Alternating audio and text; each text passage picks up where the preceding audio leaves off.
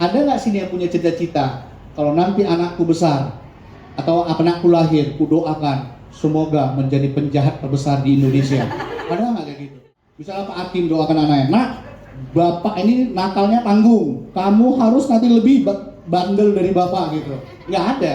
Semua kita mau anak kita lebih baik, betul? Tabita mau doain nanti anak kamu lebih baik dari kamu? Amin. Kamu jahat nggak?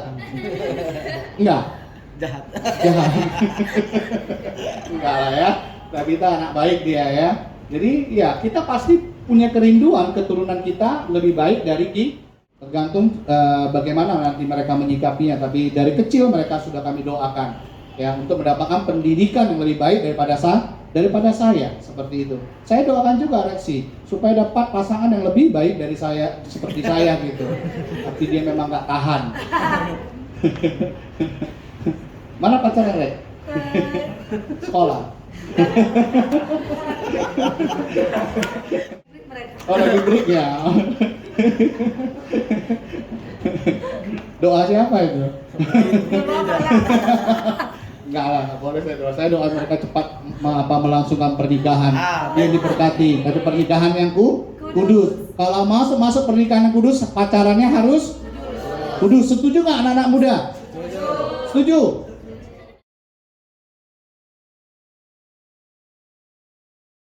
Hari ini kita akan sama-sama belajar dari kebenaran firman Tuhan. Saya akan sampaikan firman Tuhan tentang hidup adalah pilihanmu. Ya, hidupmu adalah pilihanmu. Sebagaimana hidup Anda saat ini, itu adalah pilihan di masa lalu Anda. Sering ke penjara, saya sering tantang anak-anak di penjara. Penjara bukan akhir dari segala-galanya, tapi penjara adalah awal kita mengambil keputusan. Pilihanmu hari ini menentukan masa depanmu, saya bilang. Kalau engkau mau jadi residivis, keluar masuk penjara, ditangkap terus, silakan. Berbuat terus kejahatan dan tindakan kriminal yang melawan hukum Indonesia. Tapi engkau memilih untuk bertobat sungguh-sungguh dan mau menjadi milik Tuhan dan melayani Tuhan, engkau akan diberkati dan diubahkan oleh Tuhan. Ya. Jadi hidup kita adalah pilihan kita. Ya. Pilihan kita menentukan jalan hidup kita. Ya. Contohnya misalnya Melvi atau Meli yang mana? Meli. Benar ya? Nggak salah hari ini kan? Nggak salah. Meli dia memilih untuk menjadi suster sama seperti Mei. Mei suster juga Mei? Atau udah dokter sekarang? Belum ya? Sekolah dulu nanti. Spesialis apa aja? Bagian suntik. Iya, mereka memilih untuk menjadi perawat, menolong orang-orang yang sakit, orang-orang yang terluka, orang-orang yang cedera dan sebagainya. Hidup mereka persembahkan. Nggak jauh beda mereka seperti hamba-hamba Tuhan yang melayani jiwa-jiwa secara rohani. Mereka memilih untuk melayani secara jasmani. Ya, itu pilihan. Dan kedepannya dia akan terus punya hati yang peduli kepada orang-orang yang sakit. Benar gitu ya, Meli ya? Atau kamu peduli sama orang yang sehat, kamu doakan cepat sakit, biar penuh rumah sakitnya? Enggak ya? Enggak. Gitu Mei. Kalian doanya kalau di rumah sakit apa? Tuhan tolonglah mereka yang sembuh disakitkan, yang sakit dibawa ke sini gitu. Enggak kan? Enggak. Ya, hidupmu adalah pilihanmu. Kamu mau memilih jalan yang kemana, kamu memilih langkah yang kemana, arah yang kemana, Anda yang menentukan. Ya, karena apa? Karena Tuhan sudah memberikan janji dan memberikan perintah, ikutlah jalanku kata Tuhan. Tapi Tuhan juga memberi kita apa? Free will. Free will itu apa? Kehendak bebas, memilih mau yang baik atau yang jahat, itu pilihan ada di tangan kita. Ya, sama-sama mari kita buka, nanti kita akan belajar secara singkat aja. Ulangan 30 ayat 15 sampai dengan 20. Sudah menemukan semua? Amen. Ulangan pasal 30, saya mengundang kita bangkit berdiri untuk menghormati firman Tuhan. Nanti kita baca secara bergantian, saya ayat 15. Saudara Bapak Ibu dikasih oleh Tuhan, ayat selanjutnya dan bergantian. Demikian firman Tuhan. Ingatlah, aku menghadapkan kepadamu pada hari ini kehidupan dan keberuntungan, kematian dan kecelakaan. Karena pada hari ini aku memerintahkan kepadamu untuk mengasihi Tuhan Allahmu dengan hidup menurut jalan yang ditujukan mengajarkannya kepada dengan para perintah, ketetapan dan pengaturannya, supaya engkau hidup dan bertambah banyak dan diberkati oleh Tuhan Allahmu di negeri kemana engkau masuk untuk mendudukinya. Tetapi jika hatimu berpaling dan engkau tidak mau mendengar, bahkan engkau mau disesatkan untuk sujud menyembah kepada Allah lain dan beribadah kepadanya, maka aku memberitahukan kepadamu pada hari ini bahwa pastilah kamu akan binasa, tidak akan lanjut umurmu di tanah kemana kau pergi menyeberang sungai Yordan untuk mendudukinya. Aku memanggil langit dan bumi menjadi saksi terhadap kamu pada hari ini. Kepadamu kuperhadapkan kehidupan dan kematian, berkat dan kutuk. Pilihlah kehidupan supaya engkau hidup, baik engkau maupun keturunanmu. Dengan mengasihi Tuhan Allahmu, Mendengarkan suaranya dan berpaut padanya, sebab hal itu berarti hidupmu dan lanjut umurmu, untuk tinggal di tanah yang dijanjikan Tuhan dengan sumpah kepada nenek moyangmu, yakni kepada Abraham, Ishak dan Yakub, untuk memberikannya kepada mereka. Amin. Terima kasih. Silakan duduk kembali. Ya. Kitab Ulangan ini ditulis oleh siapa? Ini disebut dengan kitab Pentateuk atau Pentateuch ya. Ya, ditulis oleh orang yang bernama Musa. Ini kitab yang kelima ya. Kitab yang kelima di dalam bahasa Ibrani disebut kitab Devarim, Sefer Devarim ya, yang artinya perkataan-perkataan, kitab perkataan-perkataan ya. Kalau diterjemahkan untuk lebih bisa sama seperti terjemahan lembaga Alkitab Indonesia Kitab Ulangan ini tahu, anak-anak sekolah pasti tahu banget Ulangan. Iya, ini bukan kitab ujian, enggak. Ulangan ini artinya diulang kembali, perkataan-perkataan yang diulang kembali ya. Di dalam terjemahan Septuaginta yang disebut dengan NXX ya. Jadi dari bahasa Ibrani diterjemahkan ke bahasa Yunani, itu lebih jelas ya, ditulis Deuteronomion ya, atau perkataan atau kitab yang kedua ya. Jadi artinya gini, apa yang dikatakan oleh Musa ini diulangi kembali. Jadi perkataan-perkataan yang diulangi kembali, maka disebut dengan perkataan-perkataan atau kitab yang kedua. Artinya sebelumnya sudah disampaikan, ini disampaikan kembali, diulangi kembali ya. Jadi kitab Ulangan khususnya di dalam pasal 30 ayat yang ke 15 tadi sampai dengan 20 yang baru kita baca, itu bicara tentang apa? Khotbahnya siapa? Khotbahnya siapa? Nasihatnya siapa? Nasihatnya Musa. Sebelum dia berpisah dengan bangsa Israel, sebelum dia menyerahkan tampuk pimpinan ya, dia sebagai pemimpin bangsa Israel, tapi dia akan menyerahkan kepemimpinan yang akan dilanjutkan oleh siapa? Joshua. Ya, ini khotbah perpisahannya Nabi Musa. Ya, sebelum dia menyerahkan kepemimpinan yang akan dilanjutkan oleh Joshua, dia ingin ya mengingatkan kepada bangsa Israel bahwa sebentar lagi mereka akan masuk ke dalam apa? Kelas. Enggak.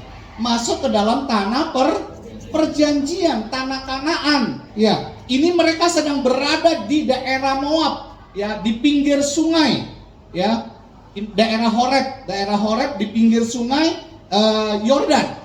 Ya, sebelum mereka menyeberang masuk ke tanah Kanaan, mereka terhalang oleh sungai Yordan. Ya. Jadi di tempat inilah Musa sedang mengingatkan kembali kepada bangsa Israel. Sebelum kamu menerima janji Tuhan, ini yang harus kamu perhatikan. Sebelum kamu masuk ke tanah yang penuh dengan apa? Susu dan madu. Ya, coba sebentar saya buka dulu Ulangan yang pasal yang Ulangan pasal 1 ayat 1 dulu ya, sebentar, supaya kita bisa lebih mengerti sedikit sebentar. Inilah perkataan-perkataan yang diucapkan Musa kepada seluruh orang Israel di seberang sungai Yordan. Ya, Ulangan 1 ayat 1. Di padang gurun di Araba Yordan, di tentangan Sub antara Paran dengan Tofel, Laban, Hajerot, dan di Jabrat. 11 hari perjalanan jauhnya dari Horeb ya sampai Kades Barnea melalui jalan pegunungan Seir. Ya, jadi ini di seberang sungai Yordan. Ini saya bacakan memastikan supaya jangan salah. Ya, jadi ini diucapkan oleh Musa kepada seluruh bangsa Israel sebagai pidato atau khotbah perpisahan atau nasihat terakhir sebelum bangsa Israel menerima janji Tuhan masuk di dalam tanah perjanjian, tanah yang penuh dengan apa? Susu dan madu, kelimpahan. Sebelum kalian masuk ke tanah yang dijanjikan, menerima kelimpahan atau janji berkat dari Tuhan, kalian harus ingat betul-betul kata Musa kepada bangsa Israel. Apa yang Musa perhadapkan kepada bangsa Israel dalam pasal 30 tadi? Masih ingat? Tadi kita belum ada 10 menit lewat. Apa yang Musa sampaikan kepada bangsa Israel? Ayo, salah satu. Ayo, saya bertanya supaya kita mengerti apa yang tadi kita baca, yang kita dengar tadi juga. Apa? Ayat 15. Betul? Dimulai tadi dari ayat 15. Apa yang ada di ayat 15? Apa? Di ayat 15 Musa memberikan dua pilihan ya dan konsekuensinya. Dua pilihan dan konsekuensinya kepada bangsa Israel. Apa pilihannya? Pilihan yang pertama adalah apa? Kehidupan dan keberuntungan. Kemudian pilihan kedua, kematian dan kecelakaan. Dia memberikan dua pilihan dan dua konsekuensi. Kalau milih hidup adalah konsekuensinya apa? Mendapatkan kemakmuran, ketenangan, kesejahteraan, kelimpahan yang disebut dengan keberuntungan. Sementara kalau kita memilih kematian, yang akan kita terima apa konsekuensinya? Kecelakaan, ya. Hidup tapi nggak hidup. Hidup tapi selalu malam. Hidup tapi selalu menerima hal-hal yang buruk. Satu bencana belum selesai, bencana yang lain datang lagi. Satu kesulitan belum kita atasi, tambah lagi satu kesulitan yang baru. Selalu ada kesulitan, selalu ada ketidaknyamanan. Itu yang disebut dengan kecelakaan. Hal-hal yang buruk. Kalau itu diberikan kepada Anda dan saya hari ini, kita memilih yang pertama atau kedua? Ya? Yakin? Semua setuju milih yang pertama? Ya, pasti kita milih yang pertama. Kehidupan dan keberuntungan. Ya. Artinya apa?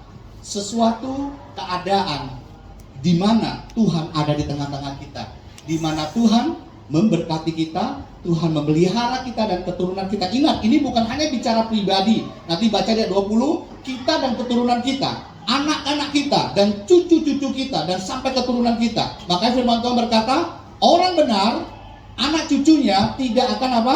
Meminta-minta. Keturunannya tidak akan meminta-minta. Itu janji pemeliharaan Tuhan. Jadi Tuhan berjanji bukan hanya kepada hidup pribadi kita, tapi semua keturunan kita. Demikian juga ketika kita melanggar janji Tuhan, ketika kita memilih berbuat dosa, bukan hanya kita yang mendapat hukuman, tapi anak cucu kita juga akan mendapatkan dampak itu, efek dosa yang kita buat. Hati-hati bapak-bapak, ibu-ibu, atau yang akan jadi bapak dan jadi ibu. Jangan Anda berpikir Anda berbuat dosa, minta ampun, selesai. Memang Tuhan mengampuni, tapi selalu ada konsekuensi dosa. Raja Daud minta ampun ketika ditegur sama Nabi Nathan. Dimampuni nggak? Diampuni. Tapi konsekuensi dosanya tetap ada. Anaknya memberontak sama dia. Anak dengan anak dia dengan anak dia juga memperkosa satu dengan lainnya. Ya. Absalom memberontak terhadap Daud juga. Jadi hati-hati. Ya. Jangan coba-coba berbuat dosa. Amin. Setuju?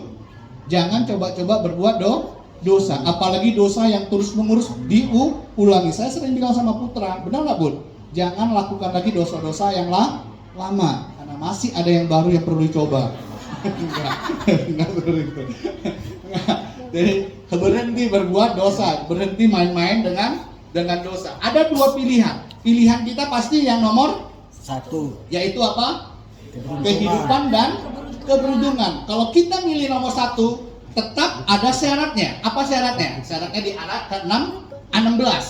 Syaratnya adalah di 16. Kalau kita mau memilih untuk kita hidup dan diberkati oleh Tuhan, mendapatkan kemakmuran, mendapatkan kesejahteraan, kenyamanan, kita harus apa? Musa berkata, karena pada hari ini aku memerintahkan kepadamu untuk apa? Mengasihi Tuhan Allahmu dengan hidup apa? Menurut jalan yang ditunjukkannya dan berpegang pada perintahnya, ketetapan dan peraturannya, supaya engkau hidup dan bertambah banyak dan diberkati oleh Tuhan Allahmu di negeri kemana engkau masuk untuk mendudukinya. Konteksnya ini akan mereka masuk ke tanah Kanaan. Dan konteks relevan kepada masa kini ketika Tuhan percayakan di mana kita berada saat ini, khususnya ada di kota Medan. Tuhan akan berkati kita. Hidup kita akan penuh dengan keberuntungan. Apapun yang kita pegang dengan tangan kita, ketika sesuai kehendak Tuhan, Tuhan membuatnya berhasil. Apa? Amin. Apapun yang kita rencanakan, yang kita libatkan Tuhan di dalamnya, maka rancangan Tuhan yang terjadi atas apa yang kita rencanakan. Ya. Ketika apa? Ketika kita mau apa? Mengasihi Tuhan Allahmu dengan hidup menurut jalan yang ditunjukkannya. Ada kesetiaan dan ketaatan kepada Tuhan. Dengan salah satunya adalah beribadah kepada Tuhan. Setia dan taat beribadah kepada Tuhan, melakukan kehendak Tuhan. Amin. Siap untuk melakukan syaratnya. Amin. Amin atau amin? Iya. Ada banyak orang gini, Pak, aku sepertinya tadi habis doa, atau Pak, aku seperti tadi habis nyembah Tuhan. Tuhan nyuruh aku harus sungguh-sungguh. Aku harus bukan hanya sekedar penonton di gereja, tapi aku mau terlibat melayani Tuhan dengan apa yang aku bisa. Aku mau lebih lagi rajin, aku mau lebih lagi ikut melayani Tuhan dengan apa yang aku mampu lakukan. Itu waktu dia berkata, misalnya hari Senin, tapi di dalam perjalanan waktu dengan kondisi lingkungan yang ada, baik di gereja, di pekerjaan, di kehidupan rumah tangganya, bisa nggak mengubah pendiriannya? Bisa nggak berubah deh? Bukan bisa aja, sering. Ada banyak orang mengebu-ngebu, tiba-tiba hilang semua semangatnya untuk mengiring dan melayani Tuhan. Hanya sesaat, dengan segala situasi, kondisi, keadaan yang dia jalanin berubah. Gampang sekali dirubah, dan itu adalah tipu daya iblis. Iblis selalu punya cara untuk membuat kita nggak sungguh-sungguh sama Tuhan. Dia nggak bawa kita jauh dari Tuhan, tapi nggak sungguh-sungguh. Kalau dia bawa kita langsung keluar dari Tuhan, ketahuan kan? Tapi dia buat biasa-biasa aja, tapi kita nggak sungguh-sungguh, nggak mau total sama Tuhan, nggak mau setia dan taat sama Tuhan. Hari ini taat, besok belum tentu taat. Hari ini setia, besok sudah nggak setia. Ya, itu yang sering kita alami sebagai anak-anak Tuhan. Pernah nggak kita sudah beriman, percaya nih, Tuhan bilang sama saya akan mendapatkan janji Tuhan. Pekerjaan, studi, ya, keberuntungan dan sebagainya, hasil dagang bisnis. Tuhan bilang hari ini saya dapat, atau minggu depan saya dapat, bulan depan saya pasti dapat. Tapi dalam perjalanan tiba-tiba nggak dapat. Ada nggak kayak gitu? Ada nggak? Sering kan? Kita sudah, Tuhan udah ngomong kamu akan menerima janji saya, kamu akan menerima berkat ini. Tapi dalam perjalanan hidup kita nggak dapat. Kenapa? Kenapa? Yang salah Tuhan? Yang salah Tuhan? Tuhan tidak pernah salah. Kehendak Tuhan adalah yang terbaik bagi kita. Ingat, Yeremia 29 ayat 11 berkata apa? Rancangan Tuhan adalah untuk memberikan masa depan yang penuh dengan pengharapan. Gak ada Tuhan rancangan sesuatu yang jahat untuk anak-anaknya. Ya, Tuhan sudah rancangan. Tapi kenapa kadang-kadang kita nggak bisa meraihnya? Kita nggak bisa menerima janji Tuhan itu. Kita nggak mendapatkan mujizat Tuhan itu. Karena apa? Bukan karena Tuhannya yang nggak sanggup memberkati kita atau menepati janjinya. Sering kita yang nggak berani melangkah. Saya mau bertanya sama bapak-bapak, ibu-ibu. Waktu konteks cerita ini, bangsa Israel sedang ada di pinggir sungai Yordan. belum menyeberang, belum masuk ke tanah perjanjian. Untuk menyeberang sungai Yordan sulit nggak? Ada tantangan nggak? Ada. Airnya deras dan sungainya sangat lebar. Bagaimana mereka bisa nyebrang? Mereka takut bisa tenggelam, bisa mati tenggelam di sungai Yordan. Kalau mereka takut, mereka nggak berani melangkah, apakah mereka bisa menerima janji Tuhan masuk dalam tanah perjanjian? Bisa nggak? Nggak bisa kan? Itu yang sering kita alami. Ketakutan, kekhawatiran, pertimbangan-pertimbangan yang berlebihan itu yang membuat kita tidak sampai kepada tanah perjanjian. Tidak bisa menerima apa yang Tuhan sudah sediakan bagi kita di seberang sungai itu. Kalau kita nggak berani menyeberangi. Dimulai dari apa? Berani melangkah. Bangsa Israel berani melangkah. Ketika mereka mulai berani melangkah, apa yang terjadi? Mujizat terjadi. Air menjadi kering. Mereka bisa lewatin sungai. Demikian juga Tuhan mau. Ketika kita menerima janji Tuhan, jangan hanya percaya beriman akan terima, tapi nggak berani melangkah. Kita harus memulai dengan langkah. Kita harus berani seberangi sungai di depan kita untuk kita bisa meraih atau kita bisa masuk ke tanah perjanjian itu. Amin. Bangsa Israel kalau mereka hanya beriman aja, tapi mereka iman tanpa perbuatan, iman tanpa action, mereka hanya akan ada di seberang sungai. Tidak akan masuk ke tanah perjanjian. Tapi ketika mereka memiliki iman, dan iman yang dibuktikan dengan tindakan dan perbuatan, mereka masuk ke tanah perjanjian. Bisa nggak mereka nggak mau masuk ke tanah perjanjian? Konteksnya bangsa Israel, bisa nggak? Bisa nggak mereka memilih nggak usah lah masuk, ngapain daripada mati tenggelam di sungai Yordan? Bisa nggak? Bisa. Kenapa? Karena hak kebebasan. Kebebasan. Kenapa bisa mereka memilih bebas nggak mau masuk? Karena mereka tahu di depan itu adalah tanah yang penuh dengan susu dan madu. Tapi ingat, kalau kita ingat ceritanya, ini setelah berapa tahun orang Israel keluar dari Mesir? Setelah tahun ke-40. Sudah ada nggak orang yang lahir dalam perjalanan di padang gurun? Banyak. Sudah ada. Kalau dia lahir pada tahun pertama, umurnya udah berapa? 40. Orang 40 tahun, udah terbiasa di padang gurun. Sudah merasa nyaman nggak? Nyaman. Nggak pengen lagi pindah, nggak pengen lagi cari masalah, betul nggak? Sering nggak kita seperti itu? Kita udah merasa nyaman di tempat ini, nggak mau lagi pindah. Kita udah merasa nyaman di posisi kita. Kita udah merasa nyaman dengan pekerjaan kita, dengan hasil kita. Kita nggak mau melebih lagi. Padahal Tuhan janjikan ada yang lebih baik lagi, ada yang lebih lagi. Tapi kita kadang-kadang berpikir, sudahlah, saya sudah nyaman dengan posisi saya. Saya udah posisi sebagai jemaat, yang penting rajin aja beribadah udah cukup lah. Nggak melayani pun nggak apa-apa, nggak usah aktif kali pun nggak apa-apa. Yang penting saya bisa nyumbang aja udah cukup. Nggak usah saya terlibat memberikan tenaga, pikiran nggak apa-apa. Yang penting saya keluar materi aja, dana aja cukup. Sering kita berpikir seperti itu. Kita padahal Tuhan sudah memberi kepada kita untuk lebih lagi. Tapi kadang-kadang kita membatasi apa yang Tuhan sudah sediakan dengan apa? Dengan kita merasa sudah nyaman. Bangsa Israel yang sudah lahir di padang gurun, mungkin aja mereka sudah merasanya nyaman. Mereka nggak mau lagi pusing-pusing mempertaruhkan nyawa mereka untuk menyeberangi sungai Yordan. Walaupun nenek moyang mereka berkata, kemarin laut Teberau kita seberangi.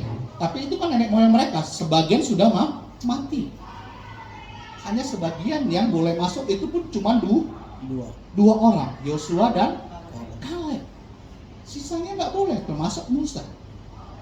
Dan itu nggak gampang. Itu nggak gampang bagi Yosua untuk memimpin bangsa Israel menyeberangi sungai Yordan. Tapi Alkitab mencatat mereka menyeberangi dan mereka menduduki tanah Kanaan, tanah perjanjian. Janji Tuhan tergenapi. Ketika apa? Ketika imannya dibuktikan dengan tindakan. Berani melangkah. Ya, jangan hanya percaya janji Tuhan, tapi simpan aja, tapi nggak ada melangkah untuk menerima, untuk meraih, menggapai janji itu. Jadi untuk kita bisa menerima kehidupan dan keberuntungan, kita harus tetap setia dan taat kepada Tuhan. Saya sebenarnya ada video tentang ketaatan. Bisa nanti diisi lagi di akhirnya, nanti kita ada satu video ketaatan, nanti kita baru nonton sedikit ya supaya tahu seperti apa sih ketaatan itu ya. Oke, next. Belum, sorry. Ini ayat 16 adalah syarat kalau kita memilih kehidupan dan keberuntungan. Syaratnya apa? Saya tanya lagi. Syaratnya apa? Untuk kita bisa menerima, kita tadi milih nih, kehidupan dan keberuntungan. Kita harus apa? Mengasihi Tuhan Allah. Iya, mengasihi Tuhan Allah, ada kesetiaan dan ketaatan kepada Tuhan. Itu kita akan menerima apa? Kehidupan dan keberuntungan. Tapi kalau tidak, kalau kita nggak mau mengasihi Tuhan, nggak mau setia dan taat kepada Tuhan, apa yang terjadi? Di ayat 17 dan 18. Ya. Kalau kita memilih tidak mau setia dan taat kepada Tuhan, ini yang akan terjadi, ayat 17 dan 18. Tetapi jika hatimu berpaling dan engkau tidak mau mendengar, bahkan engkau mau disesatkan untuk sujud menyembah kepada Allah lain dan beribadah kepadanya, ya, dan engkau mau disesatkan, artinya apa? Kadang-kadang kita bisa meninggalkan Tuhan, kadang-kadang kita bisa nggak percaya sama Tuhan, itu juga dipengaruhi orang lain, dipengaruhi oleh kondisi dan situasi di sekitar kita. Ya, kadang-kadang bisa seperti itu. Hati-hati. Makanya firman Tuhan dalam surat Paulus kepada jemaat di Korintus, pergaulan yang buruk akan merusak kebiasaan yang baik. Amsal berkata, bergaulah orang yang penuh hikmat. Jangan bergaul sama orang yang beban. Iya. Kalau kita bergaul sama orang yang berhikmat, kita akan terus dapat pelajaran demi pelajaran, semakin maju. Sama seperti saya kalau main badminton, saya sering bilang sama teman-teman, kalau main badminton jangan main sama orang yang lebih buruk permainan dari kita, tapi cari lawan kita yang lebih baik dari kita. Saya bilang sama anak saya juga, supaya apa? Supaya permainan kita semakin meningkat. Kalau kita bermain badminton sama orang di bawah kita nggak akan bertambah pandainya. Kayak gitu-gitu aja. Sementara lawan kita, dia akan bertambah pandai. Ya, seperti itu. Tapi kalau bertinju, jangan sama orang yang lebih pandai dari kita. Bonyok kita. Ya, jadi kalau kita nggak mau memilih untuk taat dan setia kepada Tuhan, maka kita akan apa, dikatakan ayat 8, maka aku akan memberitahukan kepadamu pada hari ini bahwa pastilah kamu akan binasa. Tidak akan lanjut umurmu di tanah kemana engkau pergi menyeberangi sungai Yordan untuk mendudukinya. Nggak akan sampai untuk menerima janji Tuhan itu. Nggak akan bisa ketika kita nggak setia dan taat.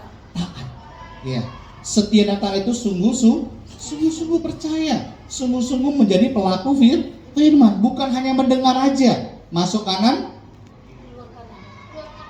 kayak mana masuk kanan keluar kanan? Mental sih, hah? Mental, nggak masuk dong berarti.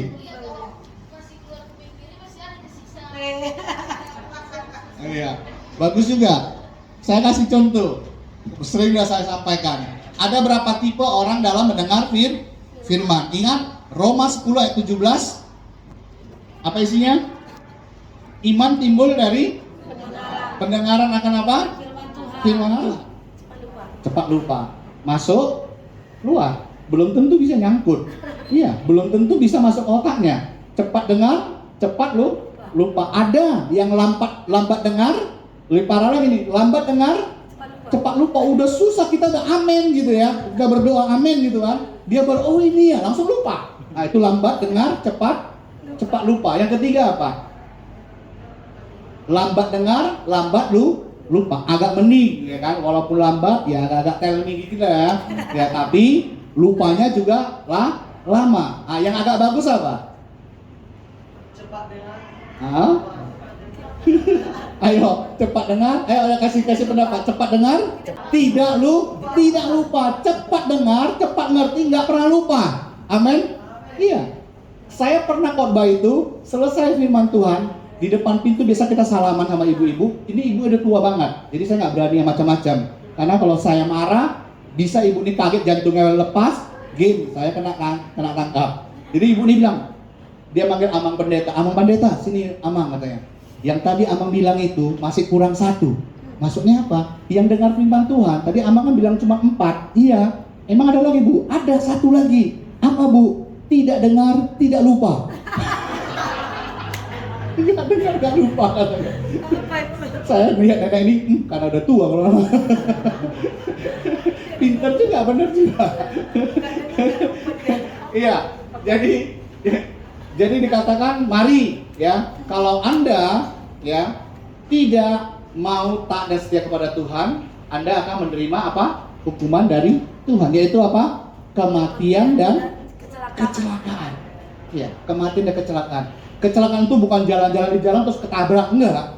Ya, dalam artinya kalau dalam bahasa Ibrani-nya itu sesuatu yang buruk, yang malang, ya, yang tidak baik, ya, selalu kita alami, selalu. Ya, kalau pada masa itu mereka apa? Selalu mengalami peperangan, nggak pernah nyaman. Kalau perang nggak nyaman, bener nggak? Negara kalau perang biasa yang korban adalah yang lemah. Contohnya di Ukraina, Rusia menyerang Ukraina, yang korban siapa? Kaum wanita dan anak-anak. Baru-baru ini tersiar kan, ya, kaum wanita banyak mendapatkan pelecehan seksual oleh tentara Rusia, anak-anak juga. Jadi tetap korbannya pasti yang lemah, yang lebih lemah. Ya. Dan kita nggak mau seperti itu. Ya, kita percaya Indonesia tidak akan sampai seperti itu. Walaupun sudah dirancangkan Indonesia akan menjadi seperti Suriah, Irak, seperti itu, diadu domba dari dalam. Tapi kita tetap sebagai anak Tuhan kita berdoa, kita percaya kekuatan doa kita, ya, akan menghancurkan segala rencana jahat kelompok-kelompok tertentu yang akan memecah belah Indonesia ini, yang akan menjadikan Indonesia menjadi negara apa? Negara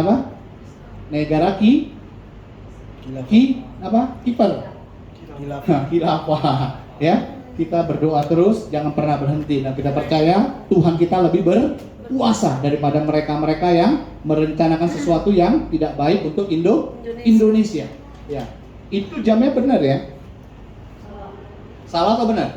Coba, salah. Kurang atau kecepatan? Kecepatan. Oh, syukurlah. Kelembatan, Pak. Oh, kelembatan. Kalau kecepatan saya pikir saya masih lama ya. Kelembatan. Ya, sering saya berkata kalau di depan banyak orang saya suka bicara. Kalau depan banyak orang saya suka ngomong. Tapi kalau lagi sendiri nggak pernah suka ngomong. Benar, nggak bohong itu. Iya. Percaya nggak kalian? Kalau saya lagi sendiri saya nggak suka ngomong.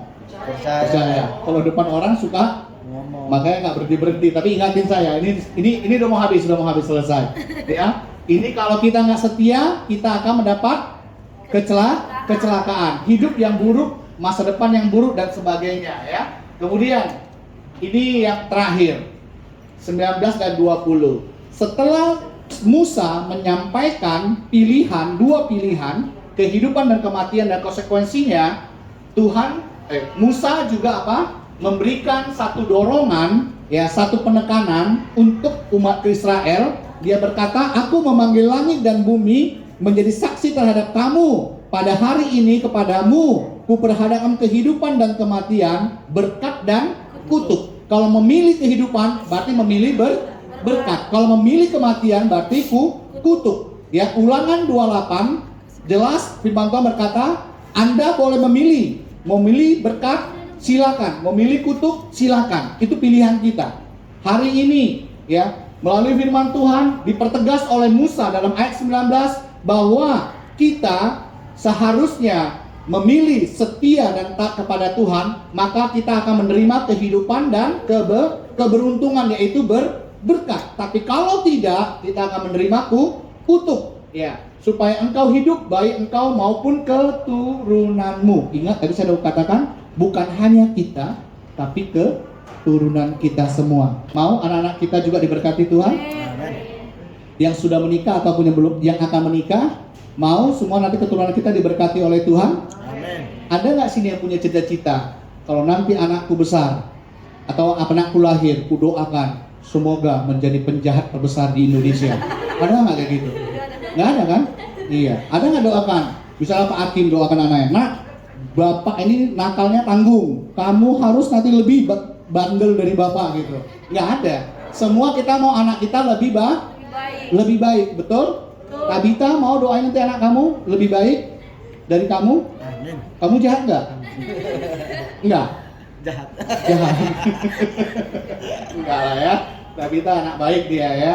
Jadi ya kita pasti punya kerinduan keturunan kita lebih baik dari kita. Ya, kalau kita hanya seperti ini, kita mau anak-anak kita lebih baik dari kita. Seperti Pak Stephen, pasti berdoa dan juga bermimpi dan juga selalu menginginkan anaknya lebih baik lagi, Pak ya. Ya, sekarang udah tamat kuliah Pak atau belum? Udah ke tingkat 2 ya? Udah S2 ya? Puji Tuhan itu. Pak Stephen mungkin S1 atau nggak sampai S? S3 Pak ya? SD, SMP, SMA. Ya, anaknya nggak tuh? Nggak mau dikasih anak SMA tamat SMA. Dia kasih anaknya S, sekarang udah S2. Iya. Sudah naik lebih tinggi dari tingkatnya, levelnya Pak Stephen. Seperti itu, semua kita pasti seperti itu. Saya juga pengen anak saya, si Kesia sama Karen. Kemarin saya udah bilang, sungguh-sungguh dalam Tuhan. Papa doakan terus dan Papa usahakan kalian mendapat nanti kampus yang lebih baik, bukan kampus sekuler. Saya doakan mereka untuk tetap di sekolah teologi, untuk mereka juga menjadi hamba Tuhan. Ya, tergantung bagaimana nanti mereka menyikapinya. Tapi dari kecil mereka sudah kami doakan, ya, untuk mendapatkan pendidikan yang lebih baik daripada saya, seperti itu. Saya doakan juga Rexi supaya dapat pasangan yang lebih baik dari saya, seperti saya gitu. Tapi dia memang nggak tahan. Mana pacarnya Rex? Sekolah.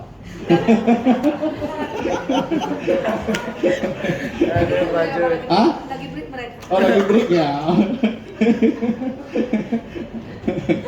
Doa siapa itu? Enggak lah, nggak boleh saya doa. Saya doa mereka cepat melangsungkan pernikahan yang diberkati. Tapi pernikahan yang kudus. Kalau masuk pernikahan yang kudus, pacarannya harus kudus. Setuju nggak anak-anak muda? Setuju? Setuju kalau kuat Pak. Ya, dengan mengasihi Tuhan Allahmu, mendengarkan suaranya dan berpaut padanya, sebab hal itu berarti hidupmu dan lanjut umurmu tinggal di tanah dijanjikan Tuhan dengan sumpah kepada nenek moyangmu, yaitu kepada Abraham, Ishak dan Yakub, untuk memberikannya kepada mereka. Ini penekanan kembali, ya, diulangi kembali oleh Musa kepada bangsa Israel setelah memberikan 2 pilihan dan konsekuensinya. Dia ingatkan lagi, lebih baik memilih berkat, bukan kutuk, yaitu tetap setia dan taat kepada Tuhan. Mau setia dan taat kepada Tuhan, apapun yang terjadi. Seperti itu juga dalam kehidupan kita. Ketika kita diperintahkan Tuhan untuk kita pikul salib, mari dengan setia dan taat kita lakukan apa yang Tuhan perintahkan. Amin. Jangan kita minta-minta beda dengan yang lain. Jangan kita merubah rencana Tuhan yang adalah pasti indah bagi kita. Segala sesuatu akan indah pada waktu. Tidak ada firman Tuhan berkata segala sesuatu indah waktunya, tapi indah pada. Kalau pada berarti ada proses menuju indah, ada tindakan iman. Kalau dalam tindakan iman berarti ada perjalanan. Ada dalam perjalanan ada apa? Ada proses, ada godaan. Ingat Efesus pasal 5 ayat 16 berkata apa? Hari-hari ini adalah jahat. Pergunakanlah waktu yang di sekitar kita ada kejahatan di dalam perjalanan hidup kita yang bisa membuat kita jatuh kembali di dalam dosa. Sekalipun Tuhan sudah mati bagi Anda dan saya, sudah menebus kita dari pasal perbudakan dosa. Kita tidak ada di agorajo lagi. Kita sudah ex agorajo, istilah daripada teologi ya. Kita sudah dibawa keluar sebagai orang yang lutro, orang yang merdeka. Tapi kita bisa lagi nggak jatuh dalam dosa? Bisa.